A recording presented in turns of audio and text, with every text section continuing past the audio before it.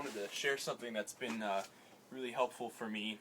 When I moved here, I found this pole. It's a basketball hoop. You can pretty much use any kind of pole and make it to what you want.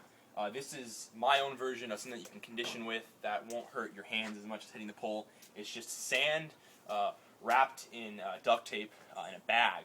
So it's really, really condensed, and after every 2 months you're going to want to redo it because you're going to start to soften it up. So I'm 5'9". I have tape around something that would be a neck for a person like me, or maybe someone taller neck, or you could do, face, kind of a big face, but you can play around with it. Groin, knee. So it's fun to play with. Your basics. I usually just come out here after I break down a technique and I go, okay, I want to work on this. I want to work on getting offline and hitting the nose, hitting the neck to the groin.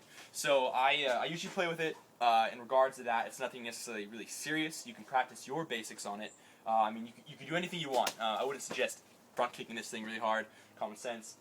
Again, it is a pole. It's not a person. It's not something like Bob or a Mukyung or something. There's no arms, so you have to take all that into consideration. It's been really helpful for me with flow. You take a technique and you can just play with it, hit it, and it's hard. When I first hit this thing, it hurt. I didn't want to do it. But I first got interested by, I was walking home, and at 12 at night, I saw an old, probably 65-year-old man playing on this basketball hoop. And he was just doing Wing Chun, all kinds of crazy stuff. And I thought, wow, why not bring some kenpo into that, break it down a little bit. So I usually just use this time, the last 10, 15 minutes of my training, and it's good to warm your body up, and just play around and just hit the pole. Sounds a little funny when you tell your friends I've been hitting the pole, but whatever. So I'm just going to play around a little bit, start off slow, speed up. You can't really see, but there's a line right here. Really essential to get offline for specific techniques. Some techniques you're going to be in the inside, the outside, front of the knee, back of the knee. If you're watching this, you probably have some experience, so you know that. Don't need to explain it. Also, you can't see, but there's a wall right here, and it's good to practice being right next to the wall, and not leaning on it, but right next to it, so you can't have anything to, you can't step your foot back to get some more momentum to go into the technique. You have to use your hips, sink in, come in. So it's really good for that. So I'm going to go ahead and play a little bit.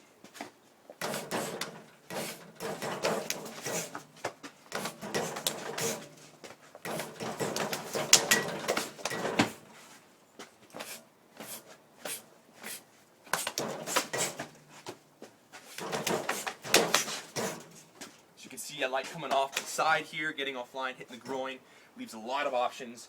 He's going to have one hand to really grab you at that point. If he's going to try to take you to the ground, you can get offline even more, you can run away, you have his knee, whatever you need.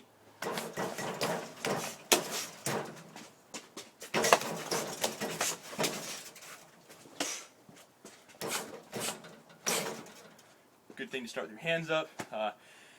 One of the things I always learned is you never want to start the fight. I'm sure everyone knows this. You never want to start the fight necessarily with your hands up. Everyone around you, awareness, is going to see your hands are up. It's going to know that you're fighting this guy. Always good to have your hands out here. Good thing about this, it's positive, negative. You can grab your fingers, of course, fast enough. But your hands are open. Go for the eyes. Always good. If you're going to get in a fight, you have to go for those eyes, distract him. So you're going to come eyes, right? Eyes, coming from the neck, groin.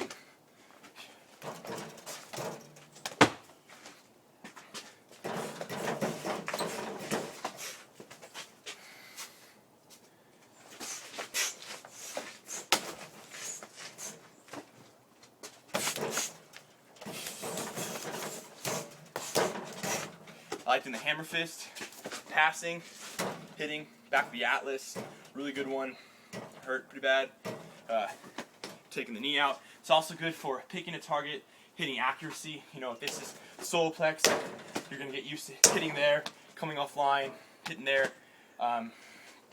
Good for working both sides. I'm more predominant on my right side, so obviously I need to work on my left more.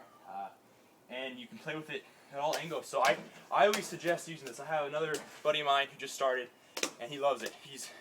His flow has gotten a lot better. And yeah, like I said before, it hurts. It's something you want to put some jowl on, some lavender. It is good conditioning. If you're partnered up and you start working on some of these techniques, you know, and you're used to hitting, you got to use some control. I mean, my chops have gotten a lot stronger, so I always got to be careful with that. Yeah, so it's good flow. I like the slaps, and it's nice to hit and know that you're going through it. I mean, I can feel it. This is hollow inside, so I can feel the vibrations. I know that I'm hitting it. I know I'm not doing a baby hit. You know, when I'm hitting here, I can feel the torque, feel the energy. So it's nice to have that kind of with your training. You know, with Bob, I really like Bob, but in my opinion, it doesn't feel like a person. Not to say that obviously this metal pull is more like a person, but I feel that this, for my flow, is a lot better, and I suggest using it. You can use it at, you know, playgrounds and stuff. Like I said, it looks obviously incredibly funny, but it's good. You can practice your kicks, any kind of kick you want. I mean, side kick's gonna hurt, but you know, you can do groins, you can do solar plex. It's good to, like I said, get offline here.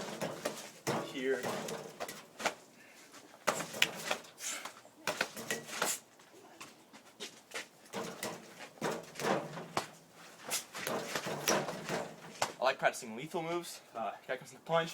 Here, you're gonna go from the neck, pull back. You know, obviously you don't want to leopard hit. That's gonna hurt.